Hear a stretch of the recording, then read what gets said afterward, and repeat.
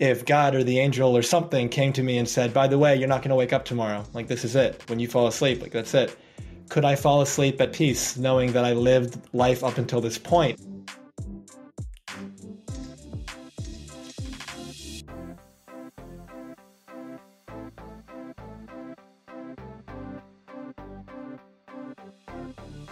Our guest today is an international life, business, and relationship coach, integrative, naturopathic physician, energy healer, master NLP practitioner.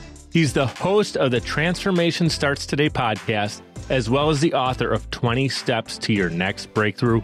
Welcome back to the show. One of my favorite people on this planet, my friend, Dr. Jamil Sayegh. Thank you so much, Mike. Such a pleasure and a privilege to be here with you and all of your wonderful listeners. Yeah, I know we have about 40 minutes together, but that is definitely not enough time for everybody to get to know your full story and all the amazing things that you have done to help me. But I'm going to brag a little bit for you. I know you're a humble guy, but we're going to spend some time together today so people can get to really understand the magic behind you, Dr. Jamil. You ready to rock and roll? Born ready, man. Thank you. Yeah, born ready. I love it. So this is really cool. Obviously... So a little reveal here to the audience if you guys are just meeting Dr. Jamil. And if you're a return visitor and you guys caught his first episode, which was about a year and a half ago, which is super crazy. Dr. Jamil, I mean it. He's a friend of mine, but he's also, I hired him as my coach. So there's a reason I could have, there's dozens and dozens and dozens of people that I met. And this is I'm not trying to minimize their credibility at all, but it's just to say that I hand selected Dr. Jamil to be the person who I trust with myself personally in my business. And so again, this is a big moment for me to be able to bring you back on and give you shine the spotlight on you for a little bit. Thank you so much, man. It's really been an honor to be on this journey with you. And if you guys are wondering who he's coaching, who he's working with, okay, that's kind of, I feel humbled that I'm someone that you agreed to work with when you hear this list, guys, but he works with business leaders, champions, high performers from all walks of life, including world champion athletes. That's where I come in. I'm a world champion athlete. No, best-selling authors, entrepreneurs, business professionals, and that's more like myself there. And I mention all that, guys, to let you know exactly the categories of guests, or I should say of people that Dr. Jamil works with. And interestingly enough, it's also exactly the categories of guests who I have on our show, right? And it also defines our audience. So realize that who you're speaking to today, it's a lot of early stage entrepreneurs. It's a lot of the people that are striving to be high performers, whether that's athletes in business. So you are definitely speaking to your core audience, very similar to your audience on your show. And personally, I feel there's no better person to lead the way than you. So just want to, again, welcome you to the show, and you're welcome. And let people know that they can tune into you. It's super easy to find it. It's your website, actually, it's simply JamilSayegh.com. So that's JAMIL, and then Sayegh is SAYEGH. Don't worry about spelling it. I put it in the show notes, guys. Clickable, so you don't have to worry about typing it in or trying to find it. And all of your social media, I'm going to have clickable in the show. So thank you. With that said, you're welcome. Let's get kicked off here. I want to say congratulations, because since the first time you were on, you have this awesome podcast now. Transformation Starts Today. You surpassed 15 episodes. I want you to realize that, to stop and realize how cool that is. Actually, the cliff for podcasters, I want to let you know this, is about 15. So around 15 episodes is where people fall off the cliff. And it's funny because I know you're rock climbing, right? You've been doing these rock climbing classes. So you're climbing over the cliff. You haven't fallen off yet. You beat the average. And so I want you to share what inspired you to launch Transformation Starts Today. Absolutely. Thank you so much for that. And yeah, today, actually, episode 17 comes out. I'm going to release it right after this. So it's perfect. So the thing that inspired me, I've had people telling me for years. I started making content on social media around 2015, and a lot of videos and quotes and different blogs and all that kind of stuff. And people would say over the years, do you have a podcast? Why don't you have a podcast? Are you going to have a podcast? And something about it, didn't feel right in the moment. The excitement wasn't there. I loved being on other people's shows, but having my own, it was not right now. And then earlier in the year, around March-ish, it finally hit me. And I said, you know what? I absolutely feel ready for this. And it felt like I got like hit with the thunderbolt of inspiration. And all of a sudden the name came to me, visualizations came to me of different people I was interviewing, the impact it would have. And just in that 30 seconds, it felt so inspiring and in alignment and on purpose. And I said, I've got to do this. And so I launched it in March in terms of just kind of getting it on. I was going on a business trip to Hawaii. And so I had to launch it before then, because you can't, like, you can't update, you can't upload it. You have to have one episode at least before you can, launch the podcast. I wanted to get the name and everything. And so I launched it, and officially episode 1 came out in April. And it's been a beautiful experience and so fun interviewing the guests. And, I learn something every single time I'm with somebody, but I get to share as well. And people who have listened to it have told me they've really gotten a lot of benefit from it. Yeah, you're doing really well. Like out of the gates, you're a natural, and I knew you would when we were talking about you considering it. And it is a heart tug thing. That's how I started Mic'd Up. Literally, I felt a heart tug. You call it like this lightning bolt of energy, and definitely can relate to that. And I think anyone listening, if you're on the fence, reach out, because obviously I have a podcast agency, but also Dr. Jamil can share, how he got started, and everybody has a little bit of a different journey, and so. There's so many different ways that you can learn to get started, but really the most important thing is that you did get started. And so I want to give you a moment again and realize, like, our audience are very, very similar. So take a minute, pitch our audience that we're talking to right now, whether they're tuning in on YouTube or Apple, Spotify. Thank you guys for being here with us today, and let them know what they can expect when they tune into your show, because there's going to be a point in time when they're sick of hearing me talk, so they're going to go to your show, and then they're going to get sick of you, and then they're going to come back to me. So they're just going to bounce back and forth. But why should they go listen and tune in? Like, what can they expect to learn from your guests? Absolutely. And so I'll start by saying, why I called it what I called it. So the show's called Transformation Starts Today. And I call it that because I found in my life, both personally and through working with people, that most people's favorite day to change their life is tomorrow. And that's why they stay stuck. And the people that I work with are people who choose to make the change today, because today is the only time in your life you're actually going to make a change. There is no tomorrow and there is no yesterday. You've only ever lived in now. The past is memory. The future is imagination. You have right now. What are you going to do with it? If you don't like your life, are you going to take that responsibility to shift? And so the guests that I bring on the show, like you've mentioned, they're leaders, they're champions, they're high performers from all walks of life, and they share their stories, the lessons they've learned along the way, and empowering perspectives so that you can create an extraordinary life without regret starting today. And it's really beautiful because there's a very wide scope of the guests, and the different professions and the fields, and I try to make sure that the following episodes are not the same as the one before. They're all very different, and it's fantastic. Right. Yeah, it's a great mix of diverse, different backgrounds, but the stories.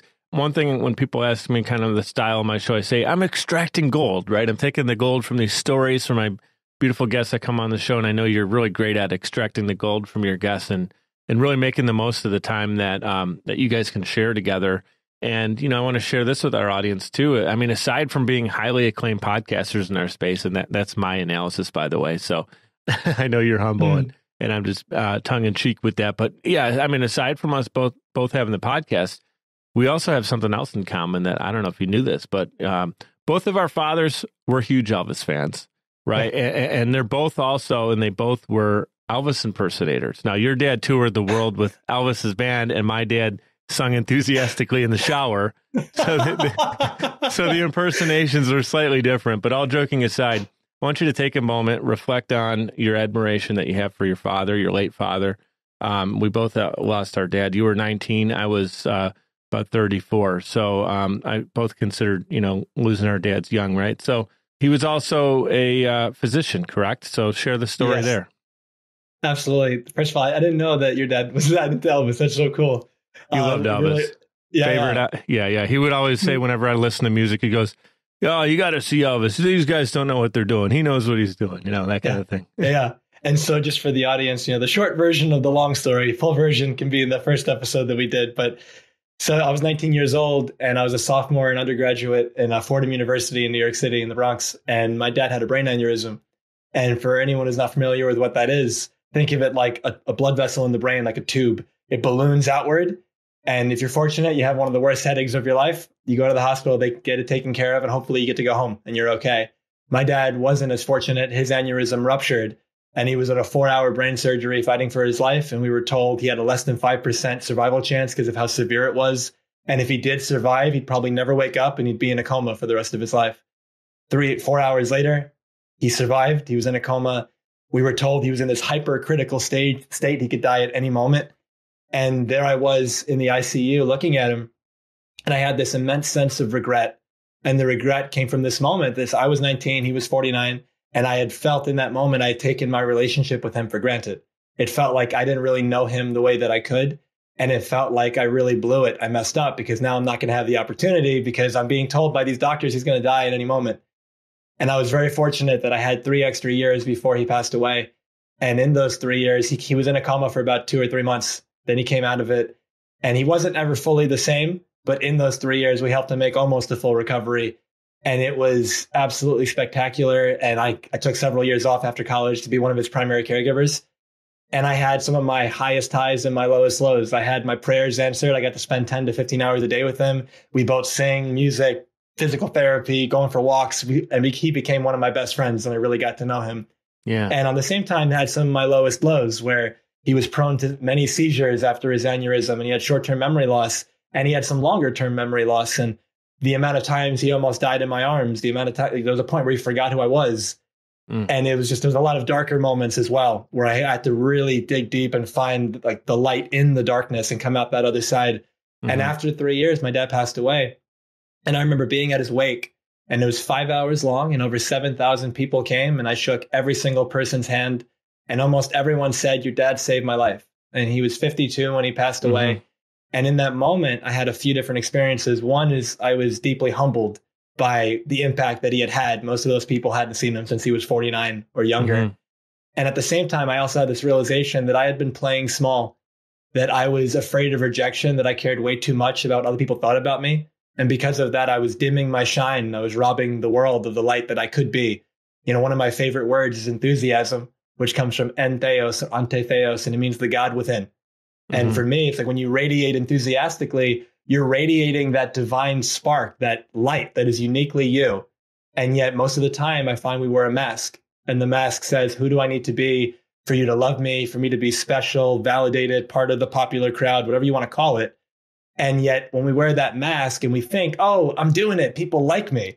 Well, even when you win that game, you still lose because first you never get your own validation and approval because you know deep down you're faking it. And then everyone else around you that you think likes you, they don't even know you. They know who you're pretending to be. And deep down, you know that too. And so in those 3 years, 2 of my cousins passed away. One was 20 and one was 21.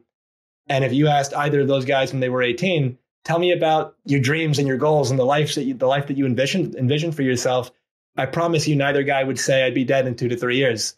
And so I bring that back because there I was realizing I'd been playing small. And thinking about, all right, well, I was 21 at the time, and here's dad at 52.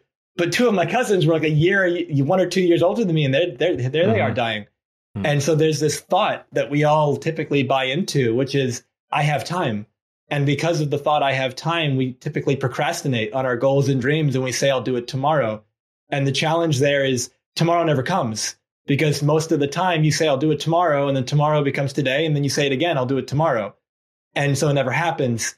And so I made a commitment and a promise to myself that never again, I'm going to stop playing small. I'm going to radiate. I'm going to shine bright. And I'm going to do what I'm meant to do here in this world and serve who I'm meant to serve. And so that experience of my dad, it gave me the gift of perspective, which is the greatest gift I've ever gotten in my life. And now I do what I can to live every moment, every day, as if it could be my last, because it very well could be. And when I'm with people, I want to make sure that they feel my presence, they feel my love, and they know that I'm here for them and that, you know, we may never see each other again. And so one of my cousins years ago gave me this compliment, one of the best compliments I've ever gotten. I gave her a hug and she said, I love your hugs. Every time you hug me, I feel like you're never going to see me again. And I love that because that's what I was going for. I just didn't put the words to it at the time. And I was like, wow, yes, that's it right there. And so that's kind of the short version of the longer story. Yeah. There's a lot there to unpack. And I just want to say, knowing you now more than I did a year and a half ago, obviously, and guys, can you see why I've chosen Dr. Jamil to work with? I mean, just the way that he takes a situation, he thinks about it, and then you apply it to life. You apply it to yourself. You apply it to the things that you're teaching people are not from these just wild ideas from a YouTube video you watch. You're applying it from real life situations, from people you work with and yourself. And you do it really, really well, obviously. Thank you. But that is super deep because obviously losing your dad when you were 19, 52, you said he was, I mean, super young, but then also to be almost surprised and humbled by 7,000 people that were, and that's who showed up. I mean, obviously there was probably more and more that couldn't make it or weren't able to make it for some reason, but that's a tremendous eye-opening experience to say, look at all the people's lives that he's touched. And then for you to say, I'm going to appreciate and give these hugs before someone goes, knowing that, I'm going to embrace everybody as if it's the last time I see them. And not to be negative or overly dramatic about it, but it's almost like a gratitude hug, like just really giving someone all the love I can give them right now instead of a fraction, right? So you're not going fractionally, you're going all in. And then the other thing you said, and it ties into your podcast, is transformation starts today, with the highlight being on the word today, is that whenever you're doing something, an assignment, a podcast, an interview, you're giving me everything you have today. You're not saying, oh, we can maybe make it a little better tomorrow. And you've encouraged me in more ways than you know to take action today, which no surprise. I'm not sure, Jamil, how many months we've worked together. I'm sure you know better than I do, but however many months it is that we've been working together now, I've done a lot more today, action steps, and there's no surprise that the fruit from that has now, it's not only growing, but it's actually, the fruits are already stemming and turning in, and I'm multiplying it now, and I'm learning how to get that fruit and make more of it. So I just wanted to let people know that I got to see your story. You told it to me on the first interview, and I appreciate you sharing it again for anybody who hasn't heard it. But I just really wanted to touch on the fact that I see you doing the things that you've learned from your father, and just from the life lessons that he maybe didn't even realize he was sharing with you. I think that's really special. Thank you. You're welcome. We're going to take a quick 2-minute timeout. We have a couple sponsors. We got to give them some love. We're going to be right back with Dr. Jamil Sayegh in 2 quick minutes. Podcasting is a great way to engage with your audience and stay consistently relevant. The only problem is you don't have the time or desire to produce your own show. You simply want it done for you, and that's where Social Chameleon comes in. All you need to do is press record and upload the files.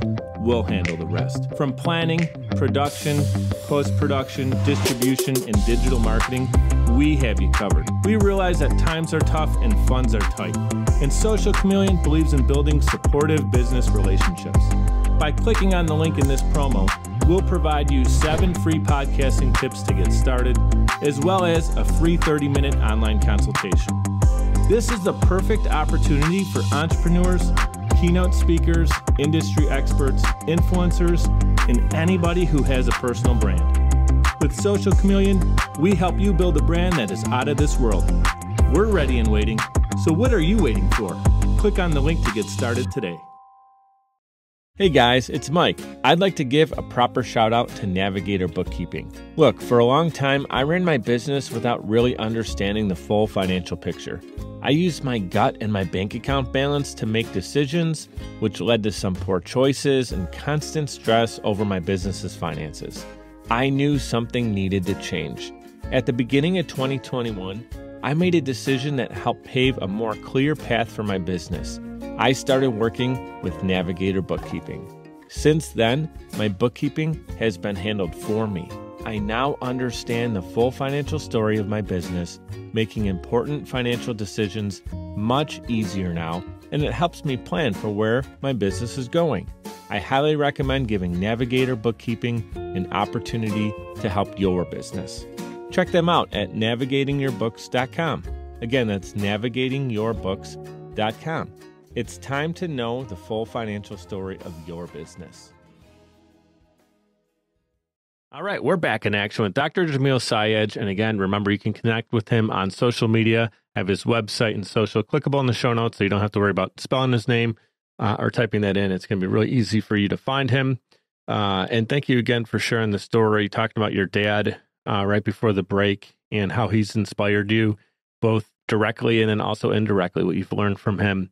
And I wanted to say, we talked a little bit about Elvis. We were joking a little bit about it, but I know that was a big part for both of our dads. And something I wanted to ask you, since it's topical, recently the Elvis movie came out. And I was wondering, did you see that? Did you maybe go with your mom? Did you have a special moment with that movie at all? Because I'll just share real quick before I hear what you have to say on it. I did take my mom kind of like on a date night, and because I know if my dad was here, he would have taken her out and treated her to a movie. And it's just small things. It's not a big deal to go to a movie, but I just enjoyed taking her to go see the Elvis movie, and it was emotional watching it with her. So I was just curious, did you enjoy that yet, or what are your thoughts on the Elvis movie? Yeah. I got to see it shortly after it came out, I believe. It's been at least like a month probably since I saw it, but it was really good. I thought that the actor did a great job. And the cool part to me was towards the end, there were moments where the way the camera was, it was Elvis and his band, and the camera was like where the drummer would be. And you're seeing like the back of Elvis. And that was like exactly what my dad looked like when he was on stage. And so those moments, I was like, wow. And then a lot of those live performances, I've watched them on YouTube several times, the real ones. And this guy must have studied those like crazy, because the mannerisms, the movement, everything is so like identical. And yeah, it was a great movie and a wonderful, just kind of walk down memory lane in a way for me. Yeah, I agree. Just hearing the songs, I was getting kind of choked up, but I thought what was really cool. I wasn't a huge fan of the directorial, like the way the director, he almost got in the way of the movie a little bit. Did you feel that it was almost like a movie trailer for like an hour and a half rather than than kind of really giving Elvis, I feel like, the love that he deserved? But hey, I get it. It was a little bit more of an artistic piece. But once he was like playing Vegas and everything, and the band was full on, and it was more focusing on the performances of Elvis. Yeah. Man, that was really cool to kind of feel like we were there in a theater soaking in that magic. And a lot of love, like his band was really good too, right? So just the whole ensemble. But yeah, that's cool that it got to take you back and remember some special times with your dad. That is really, really cool. And I agree. The what was the guy's name who played him? Austin, help me out. The actor who Austin something. I don't remember his last name, but Austin for sure. Yeah, he was like incredible, right? He doesn't look like that much like Elvis enough, though, where you can really let your imagination take over. But he studied him so well. He got his mannerisms down, his vocal, his inflection. He blew. That had to be one of the best performances I can say I remember. And an actor that's playing an iconic role, like no pressure, right? Exactly. Everybody knows what he looks like, what he sounds like. And so that's really, really cool. I'm glad that you had that moment. So something that you always talk about, Jamil, and I wanted to really, our audience is here to learn, to grow, to level up. You talk about an extraordinary life, right? Not being average. We talk about greatness, but you define that as excellence and an extraordinary life. So what keeps you striving for that? Like, how do you not personally fall into that trap of contentment? I think for me, there's a expression that I learned early on in my journey. Most people will do more for the people that they care about and they love than they will if it's just about themselves. And so when I think about my life, without exaggeration, for 17 years now, every day, on average, 6 to 10 hours a day I put into developing myself. And that goes into reading and training and all these different things that I do. You know, there's a quote that I love, which is, the master has mastered the art of being a student forever. That mastery is a never ending, education experience. You never reach it. And so in that same way, I'm committed to mastery. And so I think about books that I read, trainings that I do, seminars I attend, whatever it is that I'm doing to develop myself. And I connect that to, there's a person 5 years from now that I'm going to work with that is not going to commit suicide because of what I'm learning right now. There's a family that's not going to get divorced because of what I'm spending time with learning right now. And I have seen that firsthand over the last 17 years, all these things that I've learned and I've applied and how that's benefited them. So I'm not just doing it for me. Now, it helps that everything that I learn and study in the realm of mindset and performance and relationship and health and spirituality, this is all my obsession. So it's like I would do this for free. And like I love this stuff.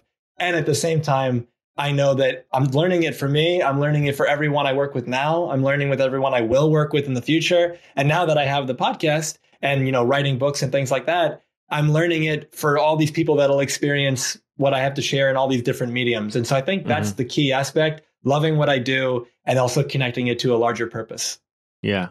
And you're definitely doing that. I think it's really important for our audience to remember there's that personal connection. Like you mentioned you do it for free. I believe you because you're so good at it and it's natural and you get energized by seeing other people uplifting others, right? And it's not really about you. You're kind of removing yourself from the equation and just saying, I get to see people flying higher than they would have if we didn't meet. Again, you're so humble about it too, but you make really, really massive impacts in people's lives. I've personally experienced it, and I've interviewed a couple other people that you have coached, and I know that they share the same. So it's not like it's not like the magic's only happening over here. I know that it's happening time and time and time again. So it is really special to see that you're in your lane, that you were put on this planet. I truly believe you were put here to do what you're doing, and you're doing your work for such a greater cause.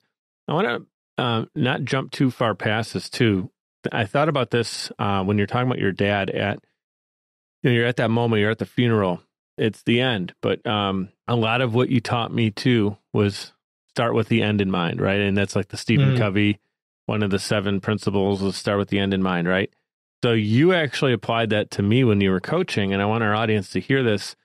You actually had me write a eulogy for myself, which was one of the hardest things I ever had to do in my life, because you don't want to think about being in that moment. Obviously, you're picturing yourself way later on, but then you start to think, well, I really don't know when my end date is. It kind of freaks you out a little bit.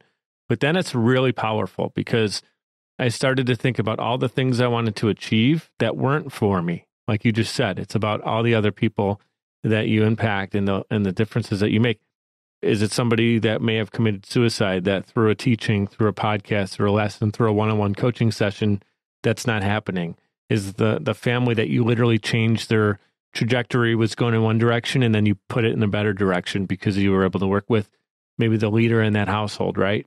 And they got a hold of themselves and led their family in a much better direction. So with the end in mind, right? So can you share the power, the impact that makes, and why you had me do that, and how someone at home can maybe think about that as a practice that they can consider whether they're 20 years old or whether they're 60 years old? Yeah, absolutely.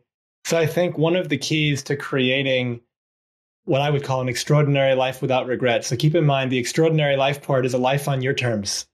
It's a life according to what you believe would fulfill you, not a life according to what somebody else's vision for you is. And the without regret part, I come from that space of every night when my head hits the pillow, if God or the angel or something came to me and said, by the way, you're not going to wake up tomorrow. Like, this is it. When you fall asleep, like, that's it. Could I fall asleep at peace knowing that I lived life up until this point as fully as I knew how to? That doesn't mean that there wasn't things in the future that I still wanted to do, but at least up until this point, I took advantage of everything there was to take advantage of, and I really got to enjoy my experience. And so with that eulogy exercise, for me, it's about living life intentionally and deliberately. Most of the time, unfortunately and unconsciously, we live our life almost as if it's an accident. We wake up and we say, I wonder what I'm going to do today. Or we might have a goal or some like to-do list, but it's very short-term focused. What's my to-do list today or this week? But if someone said, oh, what's your vision for 5 years from now, 10 years from now, 30 years from now? What do you want to be remembered for? All that kind of stuff. Life changes significantly when you do that work, because let's say everyone listening right now, you got clarity, and I'll give them a version of what I shared you. Imagine you walk into a wake, the funeral.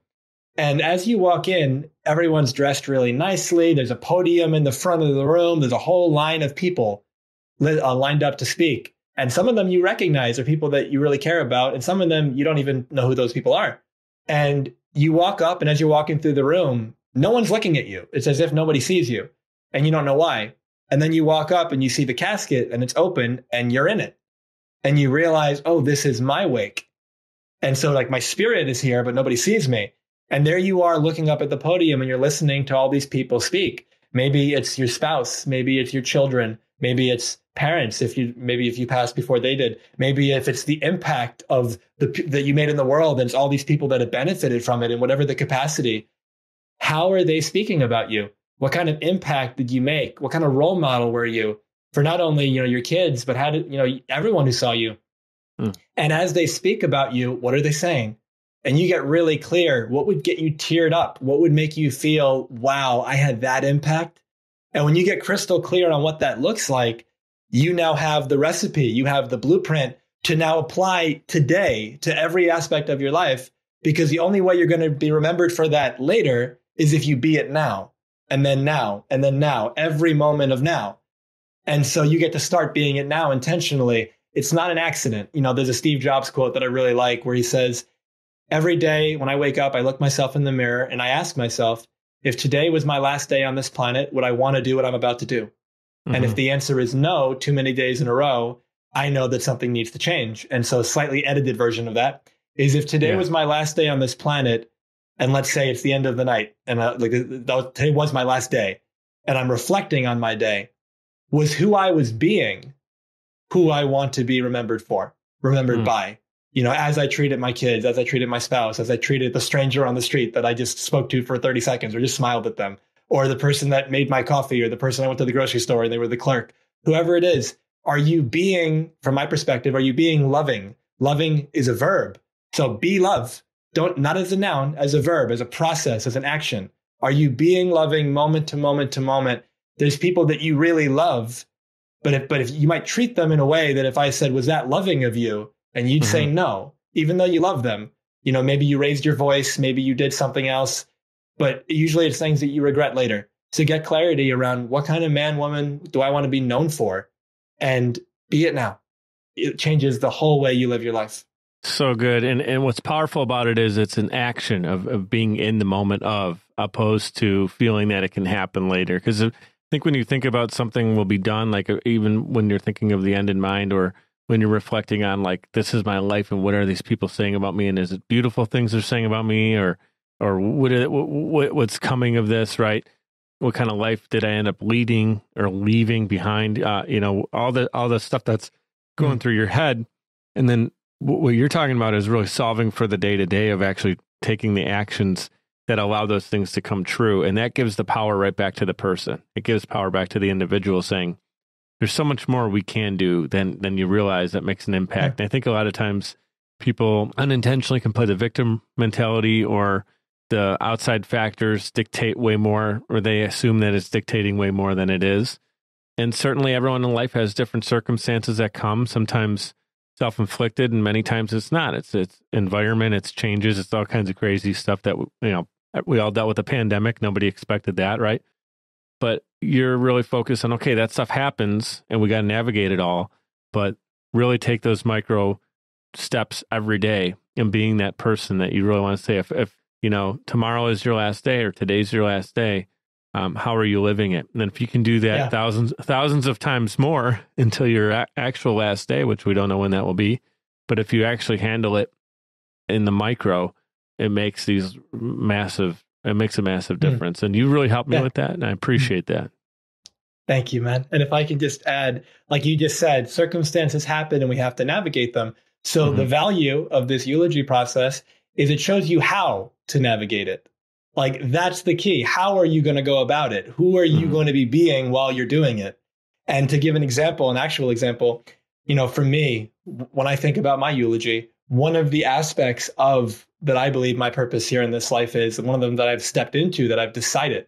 Purpose isn't something that finds you. It's something that you create. It's something that you just uncover it within you over time. And so I want to help people remember who they really are. Wake up to them true selves, take the mask off, and live from that enthusiasm. And so I was at this restaurant that my family and I go to somewhat frequently. And there was this gentleman there. And a lot of people, unfortunately don't necessarily like it when he walks over, because he's one of those guys that'll just walk over and sit next to you and talk for like 2 hours and you're trying to eat. And at the same time, he's got such a big heart and he just wants to talk to people. And so, I felt that. And I walked over to his table one time and I sat down, and he invited me, of course, and we started talking. And I just heard him out and he's speaking and he's so like reminiscing about all these beautiful moments in his life. And and I'm just encouraging him and he's just speaking and he's like letting this light out. And it was so beautiful to see. And we were going back and forth. Now that happened on several occasions. And then on this final occasion, this is actually the last time I ever saw him. We spoke for a few minutes. I go back to my table. And before he leaves, he walks up to me and he shakes my hand and he says, "Every time I'm with you, I remember who I really am." And right when he said that, I just instant tears came to my eyes. And I just told him, like, you have no idea how much that means to me. Like, that is exactly what I'm going for. And I wasn't thinking about that when I was walking over to him. That was just who it was, so ingrained because I. That wasn't your intention of like, oh, how can I really flip this guy's day into something special this moment? You're like, I think this guy really wants somebody to talk to. Let me hear him out and see what this can lead to or whatever. But it became magical for him because he's probably realizing too that a lot of people have that look on their face or like they try to square him out or like, okay, you can feel that. Like if you have an energy where you want to talk to somebody and people are kind of pushing back or whatever, and you let them, you just said, I want to talk to you. I'm all ears, right? And that allowed that allowed him to get these beautiful moments out. Yeah, once we get clarity around what we want to be remembered for and known for, and you remind yourself of it enough, and you come from that space, it begins to become a habit. So it becomes unconscious, and you're not even thinking about it anymore. You're just being that.